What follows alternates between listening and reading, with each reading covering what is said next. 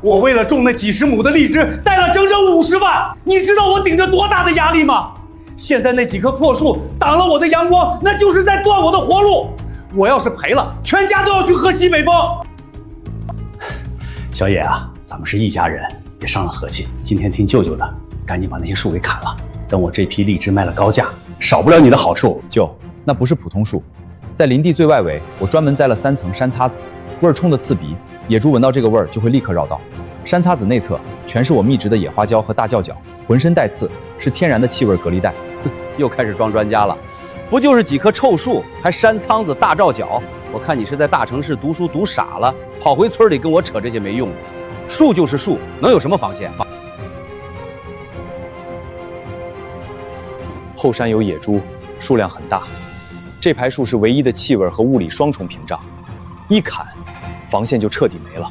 到时候遭殃的不只是你的果园，还有全村的庄稼。哼，野猪！我在村里活了几十年，连一头毛都没见过。少拿这些高科技噱头在这里装神弄鬼吓唬人，红彤彤一片，谁知道是什么？说不定是你自己做的特效。你就是眼红，见不得我的荔枝卖大钱。舅，那排树真的不能砍。你如果急用光，我下午就买材料，在边缘拉高反光幕，再帮你修剪外围的树冠，帮你重新设计一套采光方案，阳光绝对够使。但这排防线树绝不能砍。我不要什么狗屁方案，我就要砍树，折腾那些花架子，我等不及。你小子诚心挡我财路是吧？行，据我了解，那地可不是你的，我有的是办法治你，咱们走着瞧。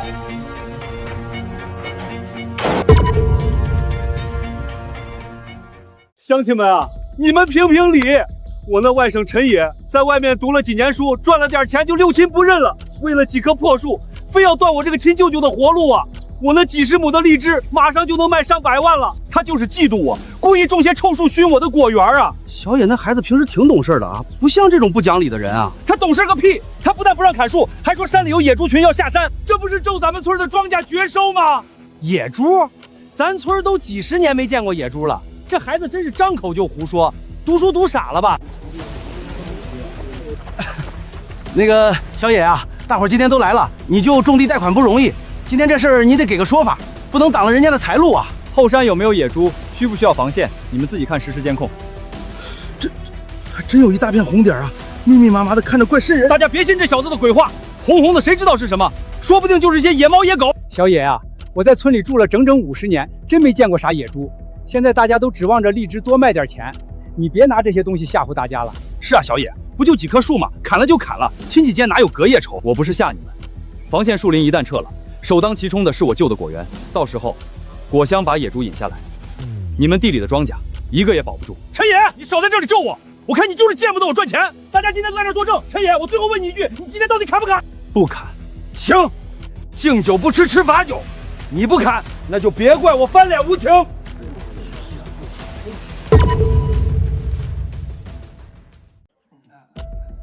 各位老少爷们儿，我老李做事一向最敞亮，只要那排树砍了，我那几十亩荔枝绝对爆产。到时候我直接拿出整整2成纯利来给大伙分红，谁今天帮过忙，谁以后出过力，我老李记在心里，一个子儿都不会少你们的。2成分红的确诱人，可是陈野那小子脾气硬得很，死活不松口，咱总不能冲过去强行硬砍吧？那可是犯法的呀。他不松口，哼，那片荒地又不是他陈野的，他不过是个租地种树的。我早就打听清楚了，那片地真正的主人是老根，他们的租约还有2年就到期了。老根，那个村里出了名见钱眼开的老家伙，局势可就变了。哈哈哈哈！没错，就是他，我自有办法让陈野乖乖给我让路。你们只要到时候站在我这边，多帮我撑撑场面，让村里其他人说闲话就成。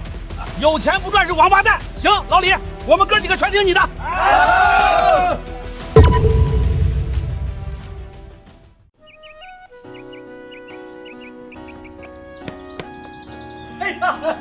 哎呀，老根哥，可把你给盼来了！快快快，屋里请。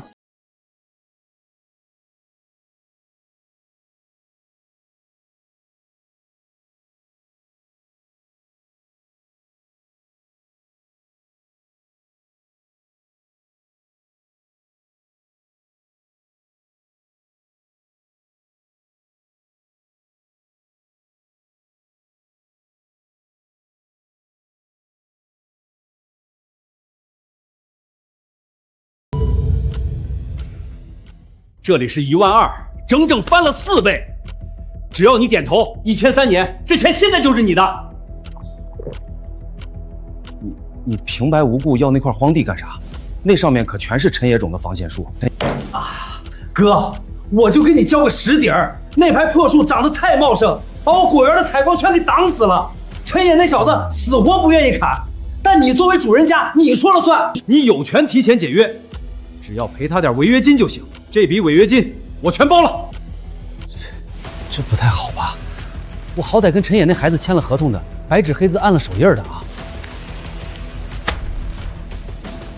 老根哥，你再看这个，除了这翻倍的现金租金，我老李的荔枝园每年再额外给你2万的纯利分红。此话当真？你没骗哥哥？字据在此，现在就能签协议。你是主人家，你收回自己的地，天经地义，走到哪里你都占着理。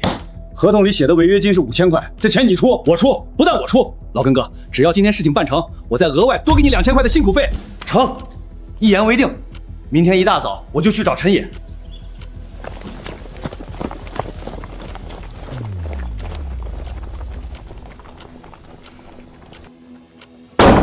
陈野，陈野，给我出来！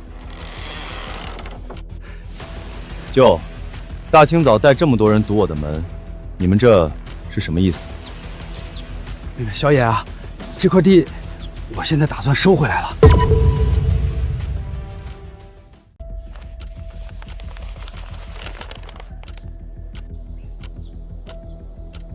小野，当着大伙儿的面，我把话挑明了，这地是我的。当初签合同的时候就写着，要是我有急用，可以提前收回。我现在就是要收回这块荒地。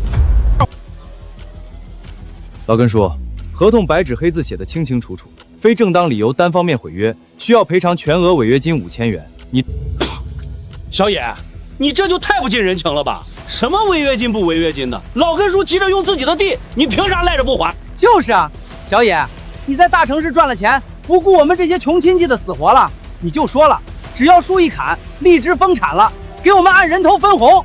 你一句话不让砍，我们1年得少收入多少钱？你赔得起吗？给你5000块违约金，我1分不少你的。陈野，那荒地是我的，你同不同意都得把这字儿给签了。你要是硬霸着，今天大伙儿可不答应。小野，别把自己逼到绝境上。行，既然老根叔连违约金都拿出来了，大伙儿又把话说到了这个份上，我就不坚持了。但我有一个硬性条件，今天在场的要给我签一份免责协议。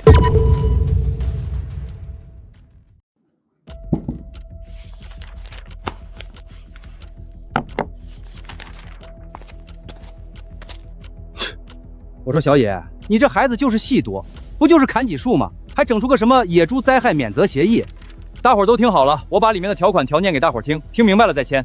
第1条说，后山坡地的参天树林为林区抵御深山野生动物下山的唯一生态屏障。第2条说，今因李有才荔枝园采光需求，以及老根叔单方面强制收回荒地，多名村民。行了行了，别念了别念了，不就是个烂协议吗？签就签。老根哥、旺财，还有想拿分红的爷们儿，都过来签，别耽误大伙儿明天发财的时间。我自己的地，我想怎么折腾就怎么折腾。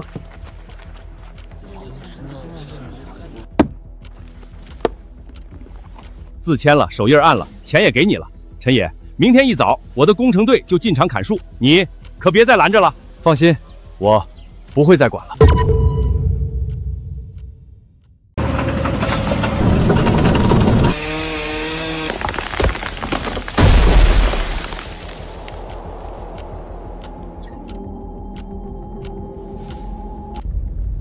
哟，高材生还在这儿看呢，等这地一平，我的荔枝就能晒到太阳了。你的野猪呢？在哪儿呢？山苍子和野花椒的枝叶在地表还能残留一段时间。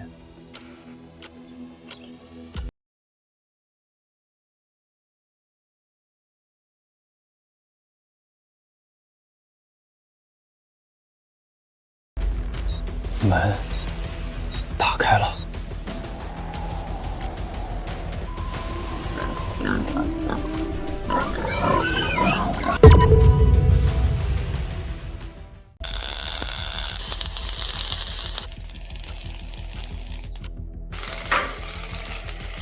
小陈老板，我干了10几年电焊，头一回见人给果园焊铁板围墙的。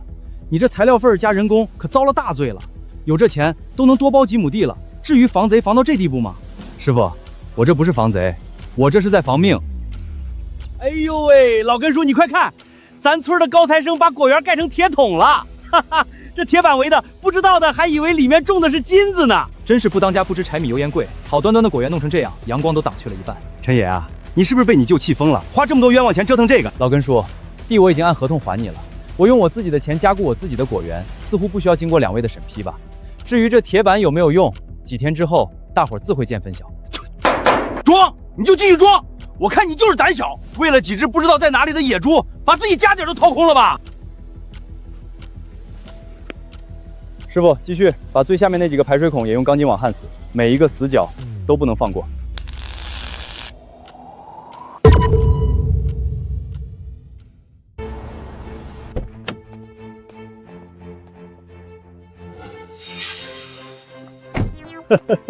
哎呀，张总，一路上舟车劳顿，辛苦辛苦。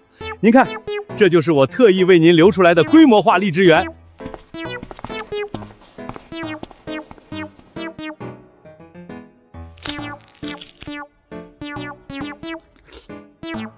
好，果肉厚实，甜度极高，而且带着一股天然的清香。李老板，你这片园子的采光确实做到了极致，这批货的品相在全市都是数1数2的。张总好眼光。李老板是个爽快人，这片果园的成熟荔枝我全包了，总价150万，这是全包合同，定金10万，3天后我带车过来验货装车，结清尾款。但有一条，如果交货时品相不符或者数量不够，你要退还10万定金，还需双倍赔偿违约金。行，没问题，您放心吧。3天后您放心验收。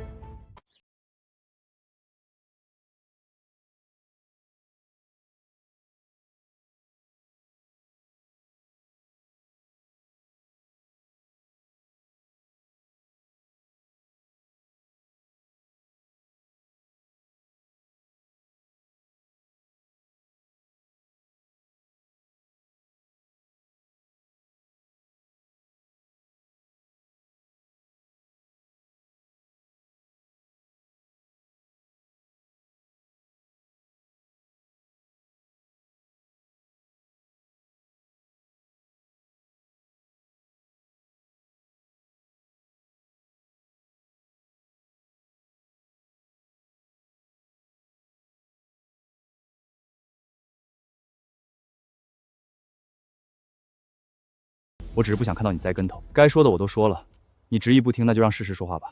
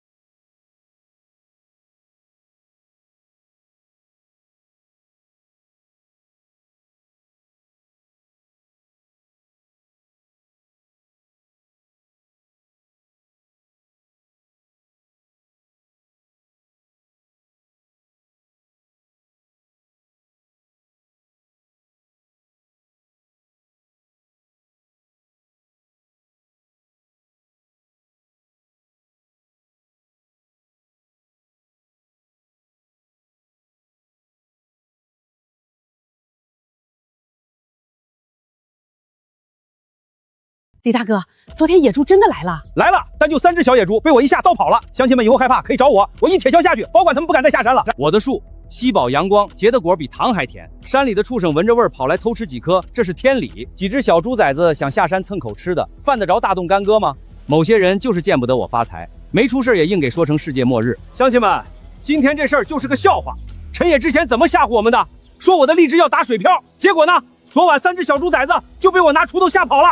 他那些铁板就是自己吓自己，他那些红外设备，谁知道屏幕上是什么东西？我李有才在这里把话撂在这儿。山里野猪就是小打小闹，根本不敢下山回我的果园。你们家地里要是有野猪，叫我来一头，我赶一头。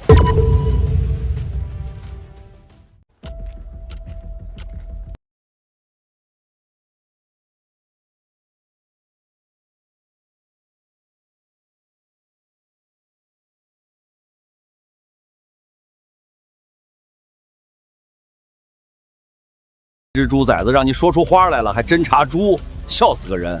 陈爷，你还有完没完了？先锋野猪下山只有一个目的。侦查果园有没有防御，确认人类有没有反击能力。这3只猪昨晚成功穿过你们的铁丝网，吃到了荔枝，全身而退。在野猪群的认知里，这片区域已经被标记为零防御、零威胁。他们已经带回了最重要的情报。陈爷，我不跟你掰扯什么先锋猪、后备猪，我就问你一句：你是不是巴不得我的果园出事儿？你是不是盼着我的荔枝被糟蹋？看着我签了150万的合同，你是不是眼珠子都红了？舅，我从来没盼过你出事，正因为你是我亲舅，我才会一次次告诉你，野猪群不是开玩笑。那3只先锋猪回去之后，大部队随时会下来。你现在组织人手，用粗木头、废旧铁皮加固外围，连夜设防，还来得及。听到了没有？高材生说了，大部队随时会下来，还说让我连夜设防，让我为3只小野猪崽子熬夜不睡觉，给果园砌城墙。你给我滚！再敢咒我的果园，别怪我不念亲戚情分了。真是好言难劝，该死的鬼！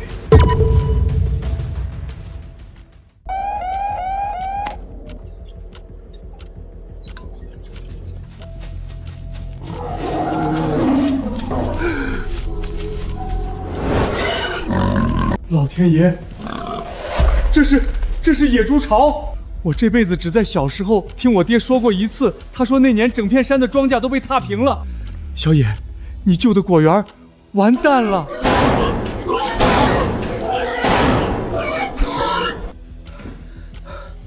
他们进不去。小野，你这铁板真把野猪挡住了。他们进不去我的园子，不代表他们会空手回去。四叔，你看。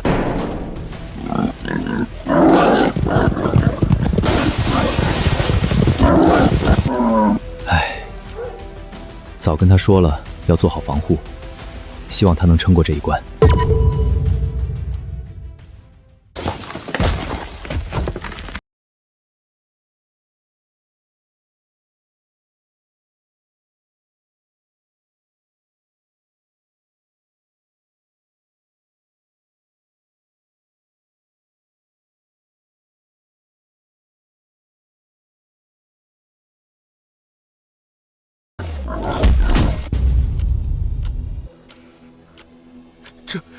这是野猪群！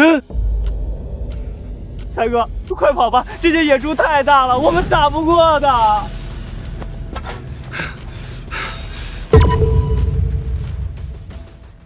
跑什么跑？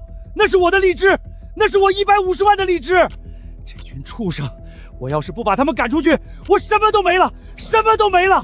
才哥，你疯了吗？你看清楚，那不是3只小疯猪，那是30-40只成年大野猪！你拿铁锹冲过去，你是去送死啊！你听我的，咱们先躲起来，天亮了等村里人过来再想办法。我不管，那是钱啊，15万的钱啊！明天张总就要来验收了，我不能就这么毁了！你给我松手，松手！啊！滚回山里去！这是我的果园！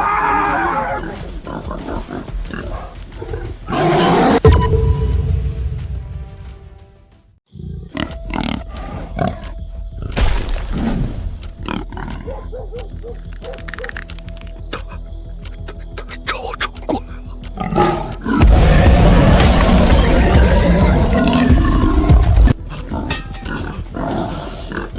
别过来！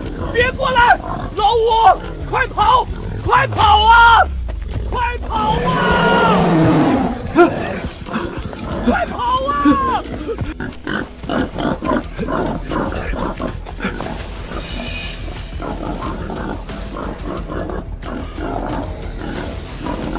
那棵树，才哥，上树，快上树！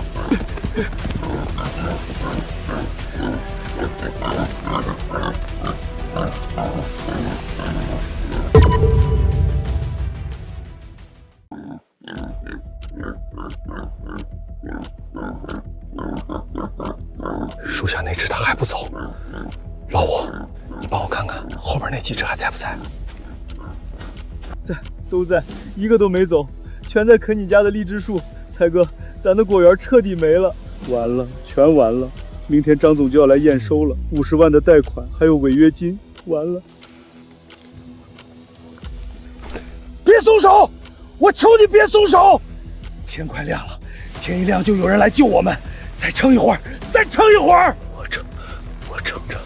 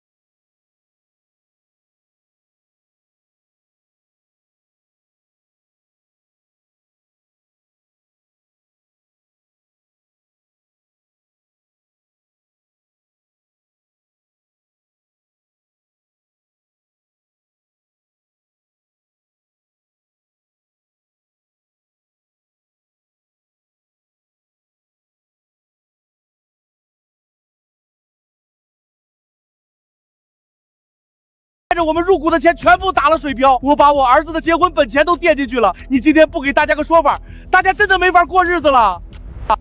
乡亲们，我的心比你们任何人都要疼啊！我顶着信用堂50万的贷款，我是大头啊！但大家冷静下来想一想，昨晚的事情，难道真的只是野生动物造成的意外吗？不是，这是人祸，是有人在背后活生生害了我们全村啊！建国，你这话什么意思？到底是谁在背后捣鬼？你快说明白，别卖关子。就是陈野，那个读了几年书就坏了心肝的白眼狼。大家动脑子想想，他为什么早不建铁板墙，晚不建铁板墙，偏偏在我们砍树优化采光的时候，花大钱把果园围得像铁甲碉堡？他手里有那个高级的红外线平板，科学防灾嘛。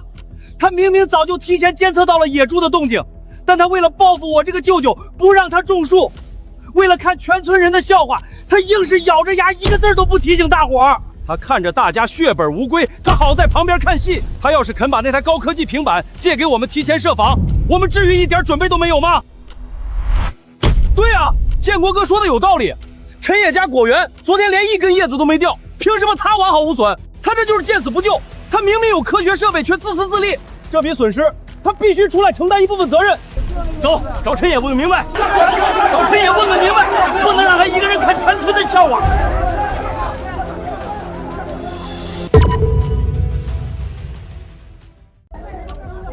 陈野，出来！你给我出来！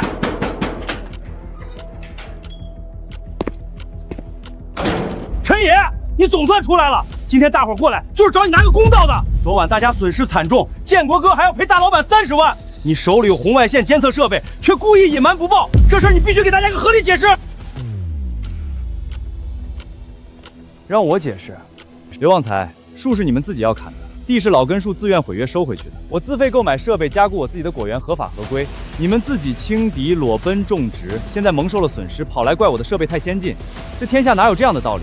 小野啊，你读了那么多书，怎么思想这么自私呢？你明明买得起铁板，明明有那个能看到红外线的平板，你为什么不借给大伙儿用用？你要是借了，大伙儿也能提早防范起来啊！你这就是冷眼旁观，不顾我们的利益。没错，你家果园好好的，1分钱都没亏，大家却要背债。你今天必须拿出个态度来，帮大家把这笔违约金给分担了，否则你就是全村的罪人。大伙儿看看啊，这就是我的亲外甥。你明知道我贷了50万，你明知道这批荔枝是全村人的指望，你硬是眼睁睁看着我被困在树上，看着全村的心血化为乌有。陈爷，你的格局和良心呢？分担损失，拿个态度出来！都给我安静！想要责任归属是吧？行，李建国还有刘旺财，你们是不是真的以为白纸黑字写下的东西可以像放屁一样随风抹掉？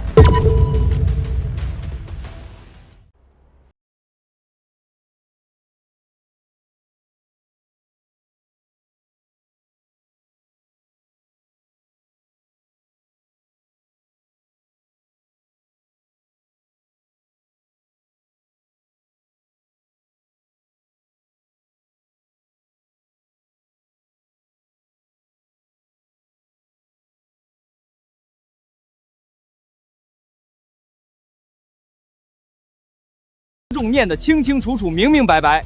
第一条，后山防护林木为林区抵御野生动物下山的唯一生态隔离屏障，上面有你们每一个人的亲笔签名和红手印。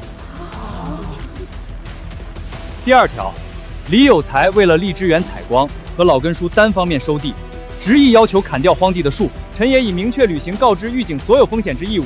上述人员明知生态屏障重要性，依旧为了荔枝丰产和分红，执意砍树。后续因生态破坏导致的所有作物损失、经济债务，均由签字人员自行全权承担，与陈也无任何法律关系。这不可能！我当时就是随手一签，这不能算数啊，小野。算不算数，法律说了算。这份风险自担协议的原本和当时的现场录音，我早就在镇上的合法律师事务所做了公证存证。各位如果想走法律程序，我随时奉陪。不过在那之前，你还是先想想怎么依法凑齐那30万的商业违约金。李有才，你这个自私自利的骗子，从头到尾都是你执意砍树，拉着大家去逼陈野让步的，是你亲口发誓说绝对没有野猪，是你画大饼说砍了树我们能入股分红，我们才跟着你安了这该死的手印啊！赔钱，你必须全额赔偿我们的损失。陈野自始至终都在用平板电脑预警。他把红点都指给我们看了，是你睁着眼睛说瞎话，说是特效骗人，是你狂妄自大，害得大伙血本无归。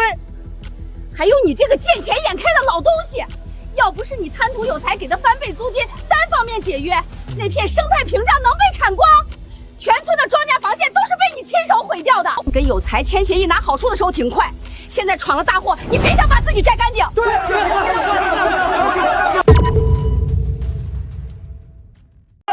乡亲们，你们听我解释一句啊，这是天灾啊！天灾啊！那是深山里的野猪，他们要下山走动，那是天意，是不可抗力啊！这怎么能算是我李有才的过错呢？大家都是种地的，遇到天灾应该自认倒霉啊！去你的天灾！你少在这里侮辱天老爷！陈野前几天天天拿着红外线平板怼在你脸上，明明白白告诉你这就是野猪的唯一屏障，告诉你砍了树生态防线就清零了，是你自己不听。你不仅不听，还为了你那个荔枝园的采光强行强罚，这就叫人祸。是你狂妄自大、一意孤行酿成的大祸。我真的没钱了啊！我向信用社贷了整整50万，全砸在这片地里了。刚才张总退的10万定金，我把全身家当在一起赔过去都不够。我现在身上连一个子儿都没有了，你们就是把我送去依法起诉，我也拿不出钱来赔你们的本钱呀。我也没钱了呀啊！那翻倍租金我还没捂热呢，现在地也废了，我也是受害者呀，大伙儿。李建国，赖账在这里是没有用的，大家都是签了合作协议入股的，按照咱们村的集体规矩和商业契约，你作为牵头人和唯一责任人，必须公平公正地弥补村民的经济损失。方才老根儿都在场做个见证，今天咱们不吵不闹，不搞任何肢体冲突，按照合规程序，现在就去有才家里，在双方自愿协商的前提下，依法清点登记他名下的所有农具、车辆等合法财产，作为公平抵告村民损失的资产登记。有才，你有没有意见？我拿不出那么多。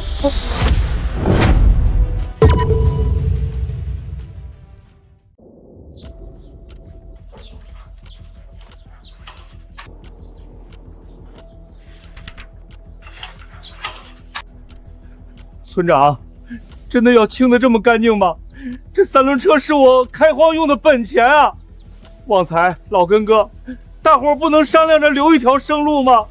现在是村长主持集体协商，你害得大家把结婚本钱、彩礼钱都赔进了地里，大伙儿也是按村里的规矩办事儿，公平登记抵债，1分钱没有多拿你的，收起你的侥幸心理吧。做错事儿就要信守契约，依规弥补大伙儿的损失。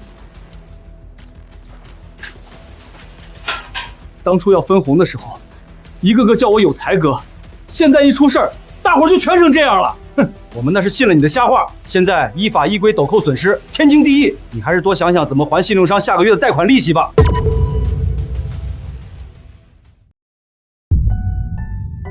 小野，那个大伙儿今天都是自发过来的，这是哥的一点心意，以前是哥糊涂，哥今天带大伙儿来给你认错。小野，哥真不是个合格的带头人，前几天跟着李建国立命勋婚，竟然相信了他的瞎话，来围堵你的门，大伙儿都是瞎了眼，错把好人当成恶人，无视了你那么多次的善意预警啊！小野啊，你自始至终都在用红外线设备帮大伙儿科学防灾，我们却说你是噱头吓唬人，是我们恩将仇报，短视无知。要不是你提前强硬要求大伙儿签了免责协议，这30万的商业违约金今天要是平摊在大伙儿头上，全村都要家破人亡了呀！小野，你的格局和认知，全村没人比得上。大伙儿今天来就是真心认错的，大伙儿彻底服了你的远见。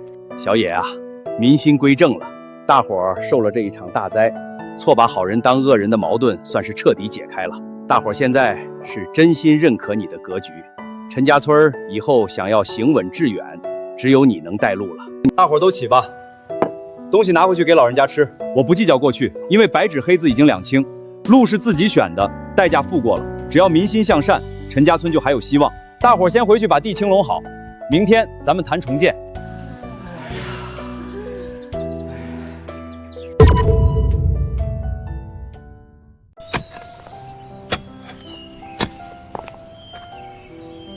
小野啊，老头子我不是人啊！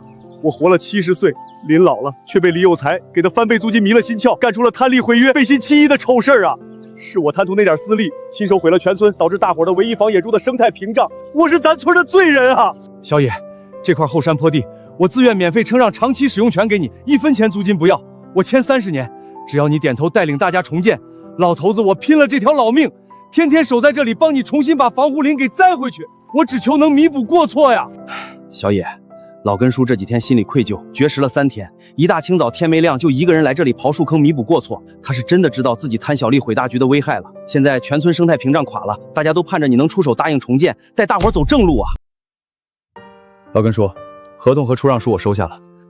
既然你真心想要弥补，明天开始就跟着村委会重新规划这片坡田的防线。谢谢你，陈爷。你买得起铁板，修得起防线，却存心看着我身败名裂，我不好过。你也别想安稳致富，受人拥戴。咱们走着瞧。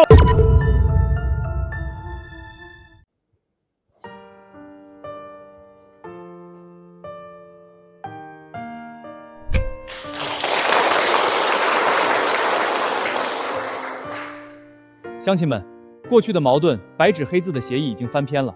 我今天选择站出来，不是为了彰显我的远见，更不是为了看大家的笑话。李有才1意孤行破坏生态，他会承担他的责任，但咱们陈家村不能跟着他一起跨逃。全村产业虽然暂时受损，但只要民心归正，信守契约，防线就能重新建起来。我不计前嫌。第一步，我们要彻底抛弃天灾的侥幸心理，坚守敬畏自然、科学生态的铁律。老根叔已经免费出让了坡地使用权，明天开始全村出工，我们在后山缺口重新密植3层山苍子和野花椒，用天然屏障阻断野猪的路径。第二步，实行标准化安防升级，全村的荔枝园从此严禁裸奔种植。我们要统一采购高强度防护网，铺设数字传感器。考虑到大伙儿的资金困难，我已经用我个人的技术方案做担保，联合镇上农业合作社为大家申请了一批无息复耕贷款。统一组织材料进场。大伙听见没有？小野以德报怨，连技术和贷款都帮我们想好了。以后谁要是再敢违背契约，不听科学调度，我刘望潮第一个衣柜把他轰出陈家村。乡亲们，科学防灾不能有一丝侥幸。虽然昨晚大部队退了，但果园里的果香还有庄稼地里的粮食香会继续吸引野猪卷土重来。还会来？那可怎么办？大家听我安排，每家每户把家里的厚铁盆、铜锣、手电筒全集中起来，充好电，准备好。吃过晚饭后，全村青少年按照我规划的3个数字化观测点准时集合。今晚听我的无线电口令，我们一起守住防线。全体注意，手电筒全部打开，光束聚焦最前方。锣鼓、铁盆给我全部敲起来，把声音开最大。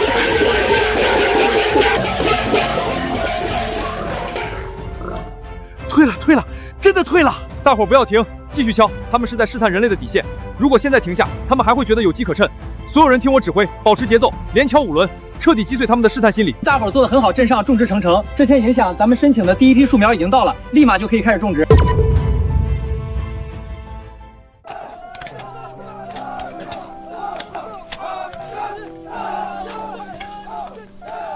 老根叔，我是真服了。你看看小野这调度，哪块地种山桃子挡气味，哪块地拉数字传感器，清清楚楚。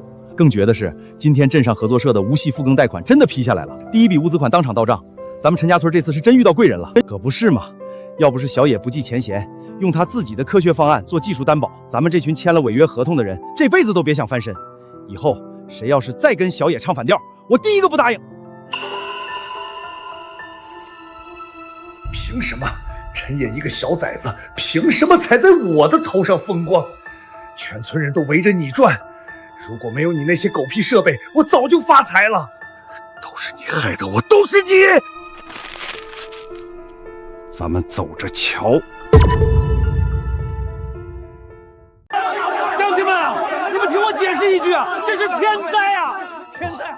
我没有错，错的是陈野。他手里明明有科学方案，他明明买得起加厚铁板，他为什么要留着不给我用？他就是故意要看着我破产，故意要霸占全村的龙头位置。他用我的破产换了他今天的以德报报费，换了大家对他的崇拜。他太狠毒了，这个小畜生太狠毒了。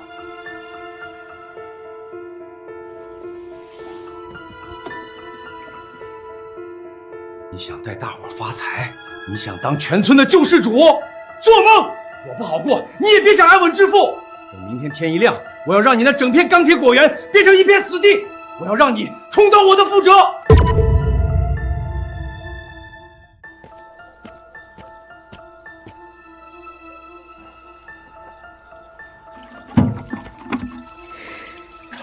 陈野，科学种植是吧？自动化灌溉是吧？等这些水顺着管道流进你的果园，我倒要看看你那些金贵的荔枝树能活得了几天！哈哈哈哈。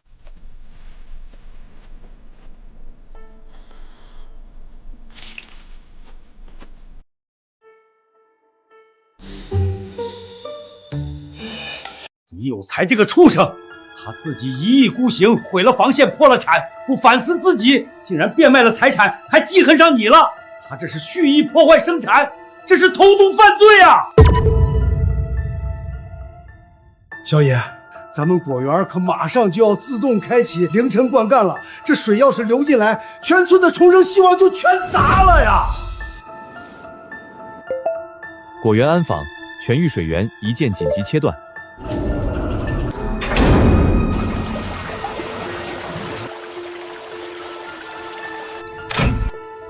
三爷爷，科学防灾不仅能防意外灾祸，更能防不守规矩的恶人。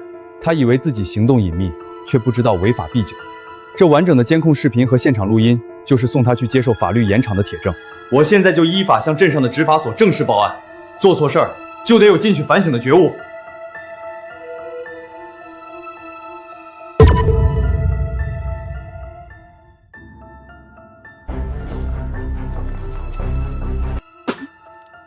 李有才，你大清早的跑小野果园门口晃悠啥呢？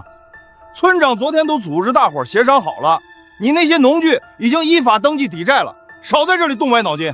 哼，登记抵债，刘旺财，你们这群白眼狼，天天把陈野当成神仙一样供着，觉得他科学种植能带你们发财。我今天就站在这里让大伙看戏，看看他那个金贵的钢铁果园今天是怎么彻底崩盘翻车的。这不可能，这绝对不可能！为什么树还好好的？为什么一点异常都没有？陈野，你少在这里给我做假象！你那些树肯定从里边烂透了！乡亲们，陈野一定是在死撑着骗大伙。舅舅，大清早跑过来坐等看我的笑话，让你失望了。我的果树好不好，数据和事实说了算。不过你既这么关心我的灌溉水源，不如咱们让在场的乡亲们和大伙一起听听接下来的动静。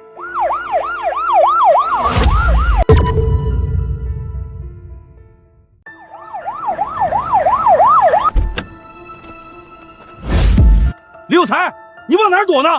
大清早跑过来又叫又嚷，现在执法人员来了，你心虚什么？请问谁是李有仇？我们接到陈家村数字化农业示范园负责人的依法报案，有人涉嫌蓄意破坏他人农业生产，恶意投放有害物质，请配合我们接受调查。不是我，你们抓错人了！我今天就是身体不好，顺着后山散步路过这里，你们不能因为我路过就冤枉好人啊！陈野，你这个没良心的，你竟敢叫人来抓你亲舅舅！你没有证据，你这是污蔑，是陷害！证据，当然有。李有才，法律讲的是证据，不是谁嗓门大谁就有理。你自以为深夜上山行动隐秘，却不知道我的全域数字化防线早就升级了高清红外安防系统。你看看这是什么？李有才，你简直不是人！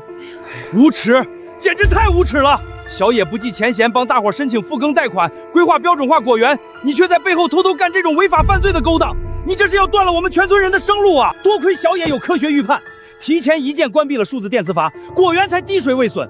要不然，咱们大伙今天全得跟着你这个恶人一起遭殃。高清视频监控和现场 U 盘数据证据确凿，链条闭环。你的行为已涉嫌触犯破坏生产经营罪。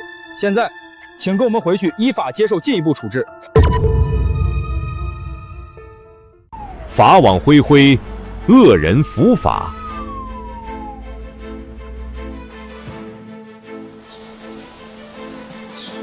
乡亲们，李有才蓄意破坏生产已经被依法严惩，这就是不守规矩以身试法的下场。大伙儿一定要吸取教训，绝对不能再搞天灾甩锅那套狡辩词，毁了林地屏障，引来危险，这是人祸。做人必须信守契约，敬畏自然，相信科学。听村长的，听小野的，坚守生态铁律，踏实勤劳致富。大伙儿慢点，把线拉直了。自从听了小野的话，复耕贷款一到，咱们全村标准化安防一上，这几个月家里地里安稳得很，连一根杂草都没被动过。跟着科学走，心里就是踏实。是啊，契约签了30年，我这块地能免费出让给大伙儿建防线，是我这辈子做过最清醒的决定。年底荔枝一下树，特色产业稳步发展，户户都能踏实致富喽！乡亲们，还有一个好消息，市里的收购商看了咱们的果苗和标准化防线，非常满意，已经跟咱们正式签了1年的合同，再也不用担心销路了。